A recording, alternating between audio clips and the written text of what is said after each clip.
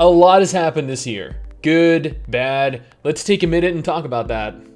This year hasn't been that bad for the MMO genre. Sure, we've had our ups, we've had our downs, but nevertheless, we're going into 2020 with a fresh, optimistic disposition. So with this video today, I would like to talk to all of you guys about the MMOs that released this year, the MMOs that closed down this year, things I enjoyed about the genre, and the state of MMOs going into the next decade. So at the beginning of this year, January, actually I believe, Mrs. Stix and I began our journey in Final Fantasy XIV. We started completely fresh and we tackled the entirety of the game. We played it for probably around 6 months since I think Shadowbringers launched back in June. Then we were greeted by the best expansion. I'm not kidding here, guys. This was probably the best expansion for me for an MMO ever since Wrath of the Lich King. Square Enix did an unbelievable job with Shadowbringers, and the game quality overall rose to an absolutely unprecedented level in terms of narrative for me. For a lot of us, actually. See, even with my love of Wrath of the Lich King, because to me that was probably, like, prior to Shadowbringers, the best expansion I'd ever played for an MMO, like, I don't know, I've never felt so enthralled, so captivated by an ongoing story in an MMO ever, yet here I was. We stayed and we played the game for around a month or two, I think, after the expansion launched, but ultimately we chose to stop playing while waiting for additional content to come out. But after playing Final Fantasy XIV and seeing just how polished of a game it was, we're left a little empty. Or we weren't, but other MMOs we tried felt a little empty. There's just something about a good storyline in an MMO that just, I don't know, maybe it's me, but I've always found engaging stories to be an important part of every game, whether it be an MMO or not. But then again, judging by a lot of your responses on my The Perfect MMORPG video, it seems that my sentiments were pretty much mirrored. Now, 2019 has actually been a pretty good year in terms of MMORPGs released. So let's just take a few minutes here and go through to see which of them were worth it or which of them were duds, yeah? Caravan Stories is a cross-platform anime MMO. It was released in Japan back in 2017 for mobile devices and ported itself over to the PS4 for its North American release. Honestly, the game looked adorable, but its PS4 release, much like its mobile iteration, was riddled with microtransactions, and ultimately the player base abandoned it almost as quickly as it came to people's attention. DK Online is a South Korean MMORPG that released originally back in 2013. It did so terribly that it was actually shut down shortly thereafter and then relaunched again under a new publisher. It was, once again, so poorly received that, well, I'll be honest with you guys here. It is still currently online, but it has an active concurrent player base of like 8 people. So there are like 8 people playing at any given moment. Yeah, I don't know. To me, that does not seem like an MMO that is really going to last much longer. Eternal Magic is a Chinese MMORPG that, if I've done my research correctly here, actually launched in the West before anywhere else in the world, even despite looking like a game out of 2004. Despite its graphical style, Eternal Magic actually acquired quite the sizable player base, having thousands of players playing concurrently. I actually did a video discussing my journey to level 25, and honestly, it was not a bad game. I wouldn't play it as like a main title, but it was fun to waste a little time in. Astelia Online is a South Korean MMORPG released back in 2016 in South Korea and then again just a few months ago in North America. Honestly, from what Mrs. Stix and I have actually tried of the game, it's a, I don't know, it's a pretty traditional, if a little basic of an MMO, but I mean, it's doing good, and that is apparently what the market needs right now. It ended up shutting down in South Korea, but its North American publisher is actively continuing development for a Western audience. I can definitely say that it turned out better than a lot of us thought it was going to.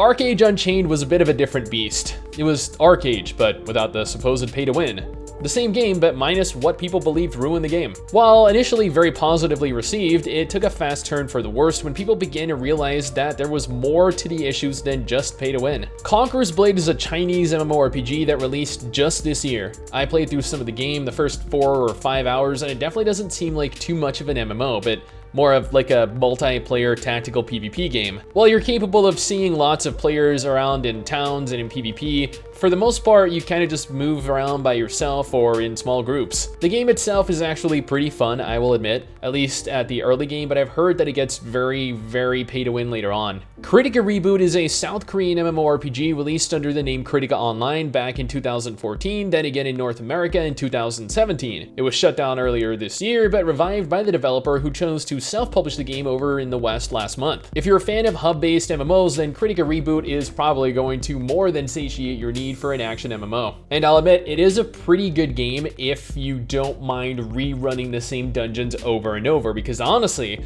and this actually did kind of annoy me just a little bit, otherwise it's a great game, but to progress with the story and therefore progress with the game, you are forced to rerun the same dungeon on various difficulties, and each difficulty has just slightly stronger monsters. Kingdom Under Fire 2 is a South Korean MMORPG that released back in 2011.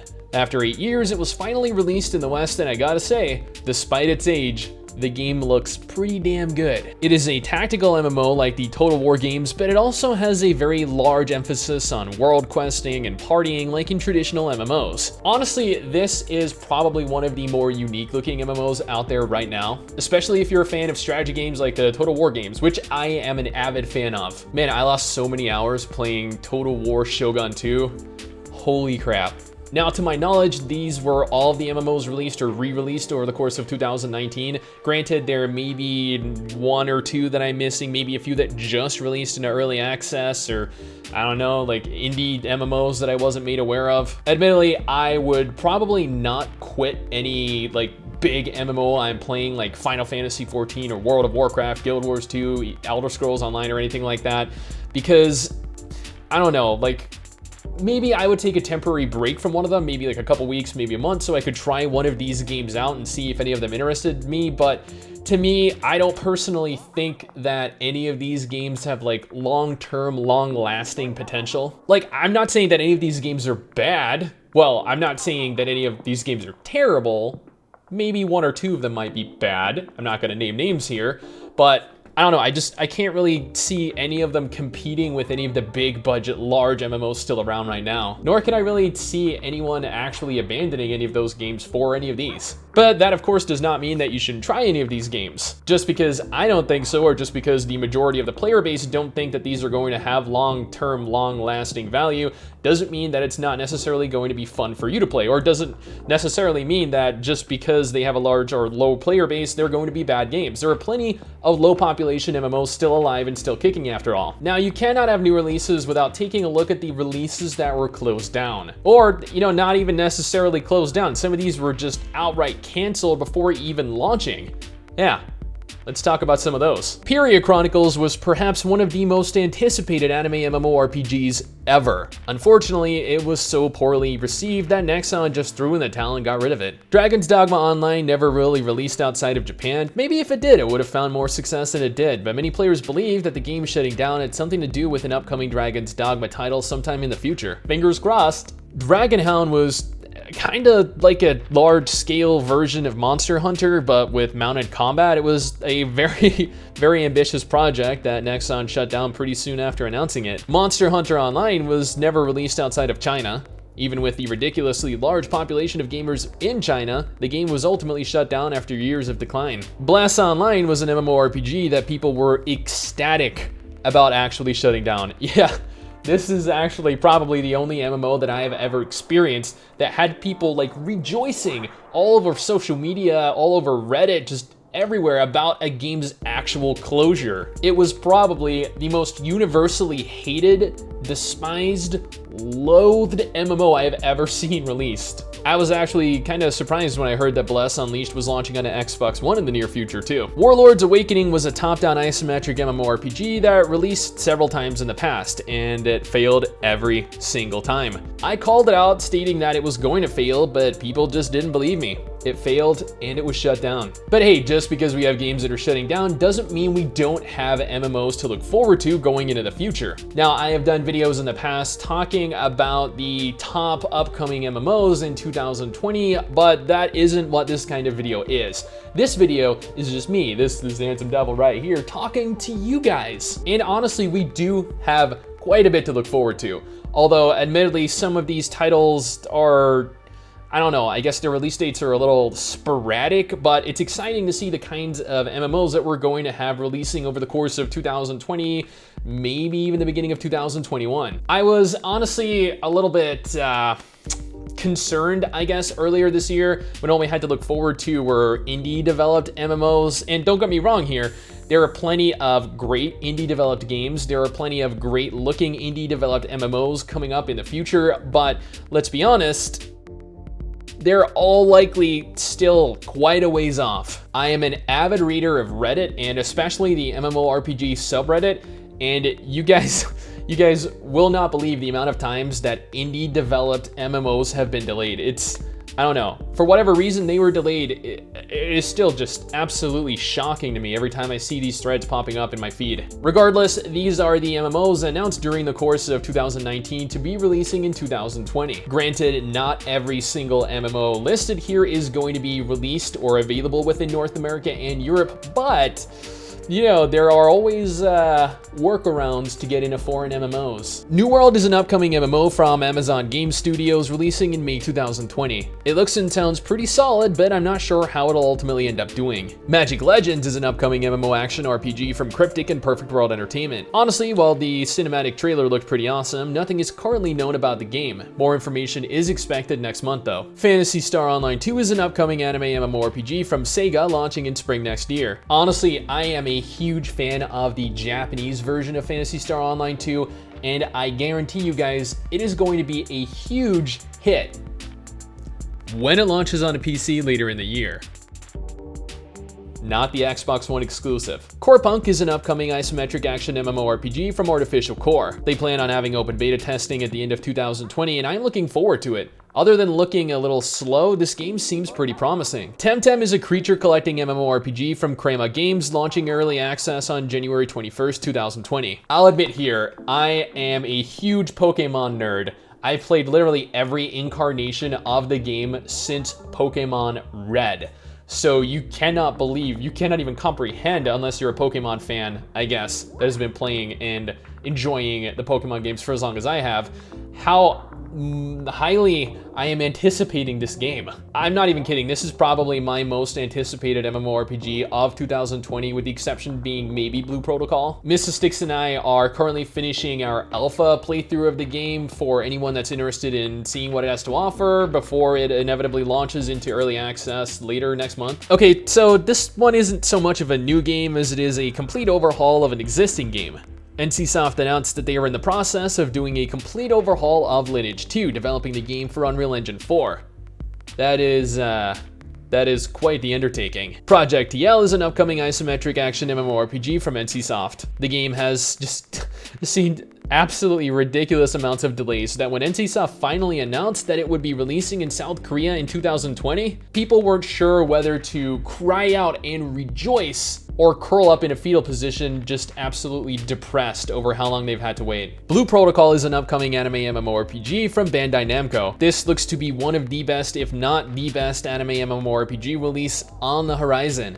A full-fledged MMO by a AAA developer releasing in Japan in 2020. Genshin Impact isn't so much an MMORPG, but rather a larger scale multiplayer game from MiHoYo. It is currently scheduled for spring 2020, and it looks pretty damn good. Mrs. Stix and I are honestly really excited to play this because it's kind of like Breath of the Wild, but a multiplayer version of it with kind of like adorable little anime aesthetics. Grand Saga is an upcoming MMORPG from NPixel launching in 2020. Nothing has currently been revealed other than it's going to be cross-platform between both PC and mobile devices. While the cinematic does honestly look great, we're gonna need to wait for additional information. Path of Exile 2 is a weirder one. The game can be labeled as both a standalone sequel or an actual extension to the base game. Regardless, it's going to be a large game featuring its own launcher, with a closed beta happening at the earliest very late in 2020. Crimson Desert is an upcoming MMORPG from Pearl Abyss. Not a lot is known about the game currently, but it is expected to be a more PvE-focused successor to Black Desert that has people almost unable to contain themselves waiting for additional info. Dokkaevi is, like both Temtem and Pokemon, a creature collecting MMORPG from Pearl Abyss. This one I am watching very closely because it looks really unique and has ridiculous funding behind it, leaving it with a lot of potential for a Pokemon-inspired MMO. Ascent Infinite Realm is an upcoming MMORPG from Blue Hole and Cacao that has an expected release date of, or at least the closed beta release date in North America and Europe in 2020. This is an MMO that fans of the genre have been highly anticipating for the last couple years, and I'm excited to see it in a complete form, having played the South Korean version of it myself. Lost Ark is an isometric action MMORPG from Smilegate. There have been so many leaks recently that a Western release in 2020 is all but a certainty at this point. Lost Ark is probably the most anticipated MMORPG release of the last 5 years, and after playing it, honestly, I think some people might actually be a little disappointed, but it's a solid game nonetheless. 2019 has been a very, very surprising year for me. We've had absolutely amazing expansions like Shadowbringers released,